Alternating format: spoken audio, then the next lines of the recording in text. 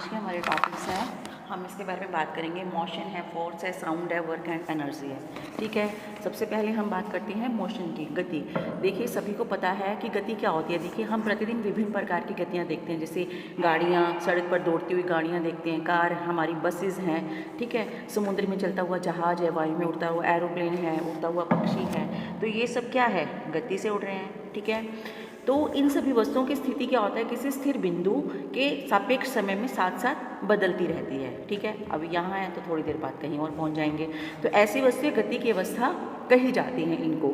तो इसके विपरीत यदि वस्तु की जो स्थिति होती है समय के साथ साथ नहीं बदलती, तो वो कौन सी अवस्था कहलाती है, विरामावस्था कहलाती है।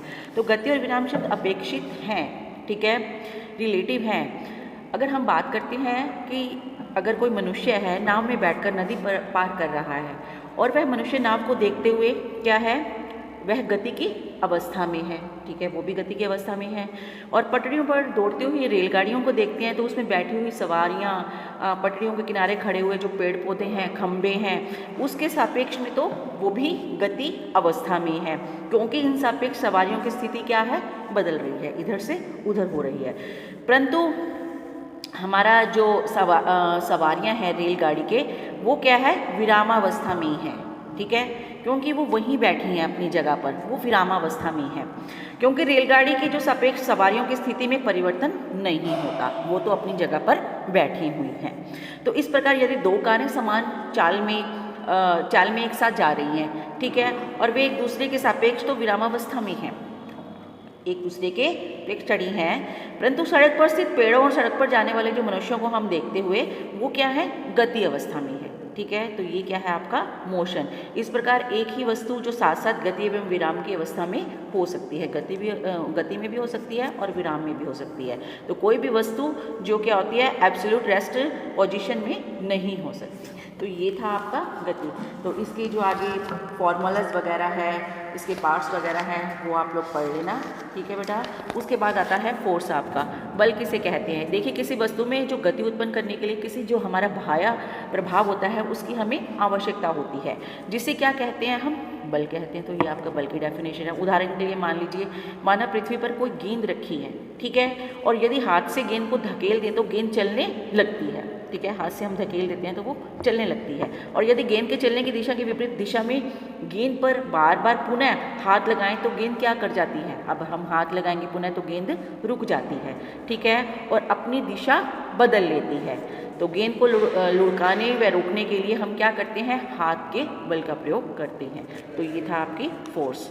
ठीक है बेटा, तो ये टॉपिक्स हैं, इसके आप आगे जो पॉइंट्स हैं वो पढ़ लेना, देख लेना। और उसके बाद आता है आपका ग्रेविटेशन, गुरुत्वाकर्षण बल। देखिए 1968 में जो न्यूटन है, ये उसने बताया था कि विश्व के जो पदार्थ हैं प्रत्येक दूसरे कण को अपनी ओर क्या करते रहते हैं, आकर्षित करते रहते हैं। तो इस सर्वव्यापी आकर्षण को ही हम क्या कहते हैं, गुरुत्वाकर्षण बल। ठीक है बेटा, जिसके हम ग्रेविटेशन कहते हैं। और न्यूटन ने गुरुत्वाकर्षण जो इसमें नियम दे रखे हैं इसके, उसके बारे में पढ़ लेना। वैसे अगर हम बात करते हैं तो ब्रह्मांड में किन्हीं दो पिंडों के बीच कार्य करने का जो बल कार्य करने वाला आकर्षण होता है, वो बल पिंडों के द्रव्यमान के जो गुणनफल है उसके अनुक्रमापाती तथा उनके बीच की दूरी के वर्ग के क्या होता है, अनुपाती होता है। बल की दिशा दोनों पिंडों को मिलाने के लिए क्या होती है, अनुदेशी होती है। तो इस प्रकार क्या है, ये हमारा बल की डेफिनेशन है, गुरुत्वाकर्षण बल की। ठीक है, ये क्या है, हमारा जो ब्रह्मांड है उसके अकॉर्डिंग आपको मैंने बताया इस तरह से होता है। उसके बाद है हमारा पृथ्वी का गुरुत्व बल, जो gravitation force of the earth है। तो न्यूटन के गुरुत्वाकर्षण नियम में जो गुरुत्वाकर्षण बल है वह आकर्षण बल कहलाता है। ठीक है, जो किन्हीं दो वस्तुओं के बीच में कार्य करता है।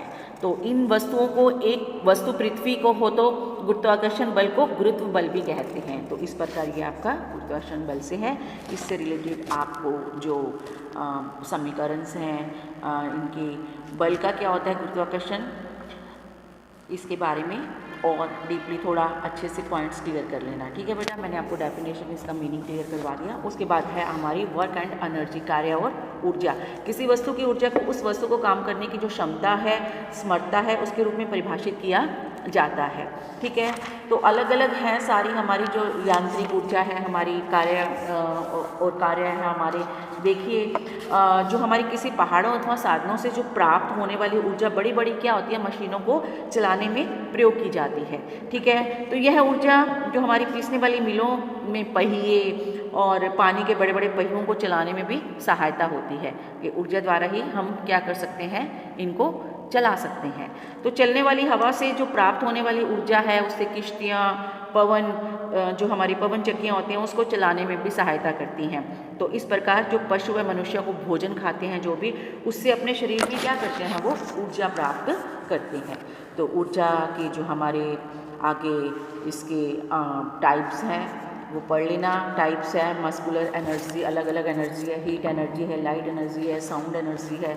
ठीक है, साउंड एनर्जी क्या होती है, इसमें से हम बात करते हैं जब कोई चीज़ कांपती है, जो ध्वनि पैदा होती है। ठीक है, मौखिक संप्रेषण मतलब जो कम्युनिकेशन होता है उसमें हम ध्वनि ऊर्जा के माध्यम से ही क्या होती है, कई जो कोई बात कह सके, जैसे वह सुन सकते हैं। फॉर एग्जाम्पल हम बात करते हैं वाद्य यंत्र, जो कोई वाद्य यंत्र होता है जब उसको बजाते हैं। ऑडियो टेप, टेप रिकॉर्डर, ये सब इसी में ही आते हैं साउंड में, जो आवाज़ करती है, साउंड करती है। ठीक है बेटा, और क्या है, मैग्नेट एनर्जी है, केमिकल एनर्जी है। तो ये इसके पार्ट्स हैं, ये अलग अलग जो आपकी है एनर्जी, और इसके बारे में पढ़ लेना। उसके बाद आती है हमारी साउंड। साउंड क्या है, हमारी ध्वनि क्या है, ध्वनि क्या होती है, ठोस, तरल तथा गैस तीनों माध्यमों द्वारा ही उत्पन्न होती है। तो जैसे अगर हम बात करते हैं तो वे माता पिता व मित्रों की बातचीत की ध्वनि, विद्यालय की घंटी की ध्वनि, सड़कों पर दौड़ते हुए वाहनों की ध्वनि, ये सब क्या है, ध्वनि करती हैं चीज़ें। रेडियो व टेलीविज़न पर प्रसारित जो कार्यक्रम हैं उनकी ध्वनि इत्यादि हम क्या कर सकते हैं, दिन भर सुनते रहते हैं। अब हमारे जो कानों में किसी भी प्रकार की तरंगें सुनाई जाती हैं तो वो क्या कहलाती है, हमारी ध्वनि ही कहलाती है। ठीक है, तो विभिन्न वाद्य यंत्र होते हैं जो वस्तुओं से ध्वनि उत्पन्न करने की हमारी 4 जो मेथड्स हैं वो आगे मेथड्स हैं। ठीक है, वायु में ध्वनि का संचरण हो जाता है, द्रव में ध्वनि का संचरण है, ठोस में ध्वनि का संचरण है। तो इस प्रकार क्या है, ये ध्वनियों के आगे इसके बारे में बताया गया है, ये आप पढ़ लेना एक बार। ठीक है, मीनिंग आप लोगों को क्लियर हो गया। ये छोटे छोटे टॉपिक्स हैं जिस पर आप दोबारा करोगे तो एक बार दोबारा पढ़ोगे तो आप लोगों को क्लियर हो जाएंगे। तो आज के लिए इतना।